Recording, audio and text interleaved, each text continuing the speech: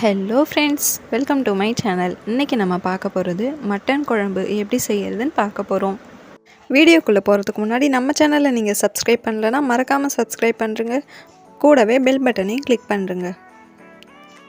This video sponsored by பைமோட் mobile app. இதோட link கீழே டிஸ்கிரிப்ஷனில் கொடுத்துருக்கேன், பார்த்து செக் பண்ணிக்கோங்க. நம்ம இந்த ரெசிபியை குக்கரில் தாங்க செய்ய போகிறோம். அதுக்கு ஃபஸ்ட்டு 3 டேபிள் ஸ்பூன் எண்ணெய் ஊற்றிக்கிட்டு, அடுத்து 4 பெரிய வெங்காயம் நீல வாக்கில் கட் பண்ணி போட்டுக்கணுங்க.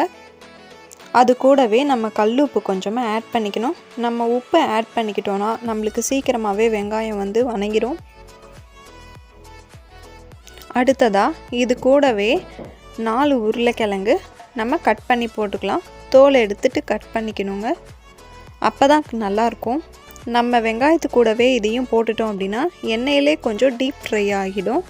அதனால் நம்ம குக்கர் விசில் விடும்போது உருளைக்கிழங்கு குழையாமல் வெந்து நல்லா டேஸ்ட்டாக இருக்கும், முழுசாகவே இருக்கும். லாஸ்ட்டாக நான் உங்களுக்கு காமிக்கிறேன் எப்படி இருக்குன்னு பாருங்கள். இப்போது நம்மளுக்கு வெங்காயமும் உருளைக்கிழங்கும் நல்லா டீப் ஃப்ரை ஆகிடுச்சு. அடுத்து நம்ம 2 டேபிள் ஸ்பூன் இஞ்சி பூண்டு விழுது சேர்த்துக்கலாம். இஞ்சி பூண்டு விழுது நல்லா இந்த மாதிரி அதோட பச்சை வாசம் போகிற வரையும் நம்ம கிளறி விட்டுக்கிட்டே இருக்கோம். நம்ம இது போட்ட உடனே அது அடி பிடிக்கும். நம்ம அடி பிடிக்காத அளவு நம்ம கிண்டிக்கிட்டே இருந்தோன்னா கரெக்டாக ஆகிடும். அடுத்ததாக நம்ம 6 பெரிய தக்காளியை நீல வாக்கில் கட் பண்ணி நம்ம போட்டிருக்கோம். இதுக்கு கொஞ்சம் நல்லா பழுத்த தக்காளியாக நீங்கள் எடுத்து போட்டிங்கன்னா கிரேவி திக்னஸாக சூப்பராக வருங்க.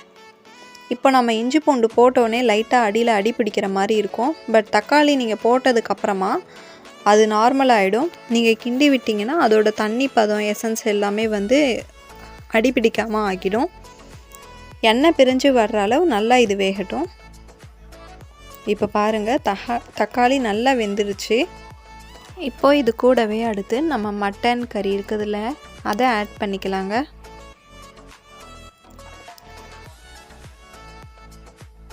இப்போ இது கூட நம்ம மசாலாலாம் ஆட் பண்ணிக்கலாம்.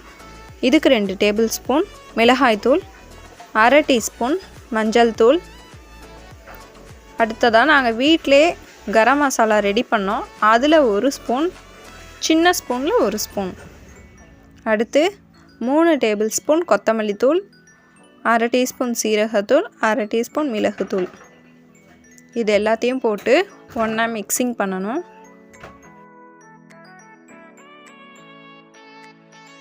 அடுத்து இது கூடவே நம்ம கர்ட் ஆட் பண்ணிக்கலாம். நல்லா கெட்டியான தயிராக இருந்தால் நல்லாயிருக்கும். இப்போ இதையும் நல்லா நம்ம மிக்சிங் பண்ணி கிளறி விட்டுடலாம்.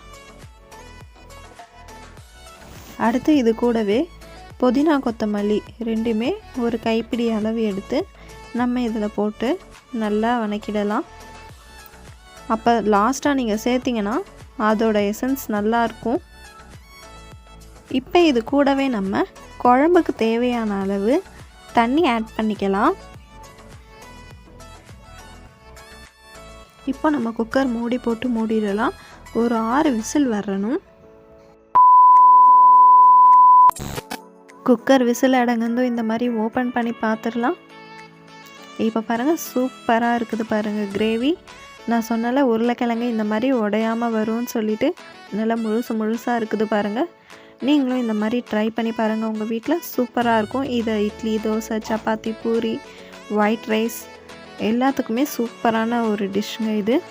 நீங்களும் மறக்காமல் ட்ரை பண்ணி பாருங்கள். இந்த வீடியோ உங்களுக்கு பிடிச்சிருந்தால் லைக் பண்ணுங்கள், கமெண்ட் பண்ணுங்கள், ஷேர் பண்ணுங்கள் அண்ட் மறக்காமல் சப்ஸ்கிரைப் பண்ணிடுங்க.